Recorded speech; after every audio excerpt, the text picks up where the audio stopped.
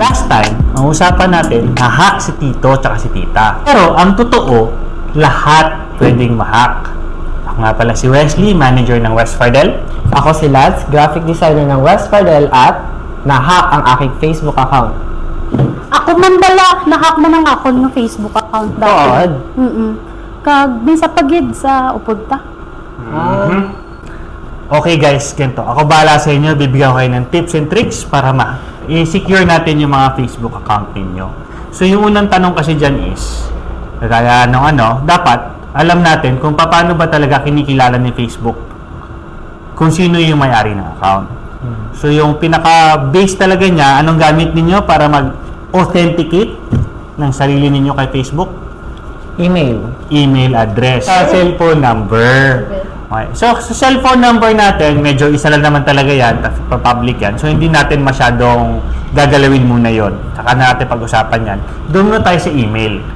So, yung unang-una kasi is yung email natin, yan yung parang pinaka-basic identity natin ngayon sa internet.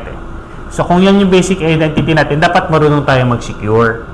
So, yung nililink natin na email account natin sa Facebook, parang nagiging public yan. So, maraming nakakakita. So, nagiging natural target din siya for authentication, natural target din siya for hacking. So, pag ganun yung sitwasyon, ang pinaka-suggestion ko talaga, dapat yung Facebook account natin, yung email address na yan, meron dapat tayong super secure na recovery email. So, sa recovery email na yon, yung email na ginagamit natin sa social media, doon siya nakatali sa secure email address. Kinanglan, tatlogid ka email lang ako no Brown? Pwedeng tatlo, pwedeng mas marami pa talaga. Yung sa akin lang is dapat meron kang hiwalay na recovery email address na ikaw lang may alam. Kasi ngayon yung identity mo. So, hindi siya para sa friends mo, hindi siya para sa negosyo mo, hindi siya para sa jowa mo, para sa iyo lang talaga siya. Kahit anong pa mangyari, walang ibang may access sa email address na yon kasi siya yung secure recovery email mo. Na pag na-hack yung original account mo sa email, dapat pwede mo ma-recover yung email address using that secure recovery email. So, ang ginamit mo, sir, nga secure recovery email, hindi ko siya pwede magamit sa iban nga social media accounts? Hindi siya recommended. Dapat pang identity lang talaga siya at pang recovery lang. So, hindi mo siya i-subscribe kahit saan. Hindi ka mag-email kahit saan. Para lang talaga yan sa pag-recover ng ibang email addresses na ginagamit mo. Okay. So, in summary, yung ating tip number 1 is dapat gagawa po tayo ng secure recovery email para dun sa mga social media accounts na ginagamit natin na email address. Pwede natin siyang ma-recover at hindi siya pwedeng maagaw basta-basta. Pwede i-recover. Tapos, ngayon, kasama sa Facebook security o sa security mo, pinag-uusapan nila yung mga secure passwords. Nakatali talaga yan, magkasama yan. Hindi siya pwedeng ihiwalay. Hindi pwedeng either or, ha? May secure recovery password email tayo at meron din tayong strong passwords. So, ngayon, Jo, paano ko ba mag-secure passwords? Hindi ko na inuulit yung mga passwords ko na nagamit. One use lang. So, kada site, minsan lang. Ikaw, Lance?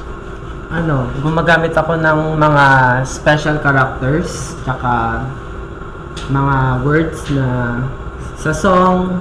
So, yung mga passwords para pampahaba. Kung memorize mo yung kanta ni Taylor Swift, pwedeng password mo si... Ano yan? Hey, it's me. Hey, it's me. I'm the problem, it's I'm the me. Password mo, di ba?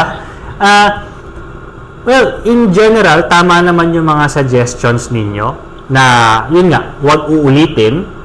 Tapos, gagamit tayo ng special characters. So, sa totoo lang, yung special characters na pinag-uusapan, yung tawag nila dyan kasi leet speak or leet spelling. So, pag nagsispell tayo, halimbawa, yung letter I nagiging number 1, yung letter E nagiging number 3, diba? So, pag nag-spell ka ng yung universe, tapos leet spelling ng universe, nagbabago yung spelling niya. Gumanon ako kasi magdadagdag si Lance dyan ng universe na normal spelling, tsaka universe na leet spelling. So, nakakatulong lang yung lead spelling sa pag-secure ng passwords mo kasi mas mahirap siyang i-spell na pag gumagamit tayo ng mga kononong programs na pang-hack, mas mahirap i-crack yung mga lead spelling. Ngayon, yung next topic na yung next topic tuloy. Hindi siya next topic. Additional advice lang. Na when you secure your password, kung minsan ang hirap talaga niyang i-memorize, super secure, nakakalimutan mo na, di ba? So, anong ginagawa mo sa secure password mo? Ang sinusulat ko sa sa cellphone, sa notes. Sinusulat mo sa cellphone mo. Tapos magla-login ka sa notes mo, hindi na rin siya secure, di ba? So, doon tayo medyo may sabit. Dapat hindi mo kailangan siya isulat. Dapat naalala mo talaga. So, yung gumamit ka ng hindi ka magre-reuse, gagamit ka ng lead spelling, yung final advice ko na ginagamit ko is isang buong sentence yung password ko. Pero ang haba ng isang buong sentence. So, multi-word password lang. Gaya kanina, hi, I'm Wesley. That's 3 words. I am the manager for West Fardel. Ilang words na yon, ilang letters na lahat yon. So, pwede kong gamitin yon as a password na first character lang. Pwede siguro ipakita nila ito yung buong sentence. Tapos, ano yung extracted password pwedeng gamitin.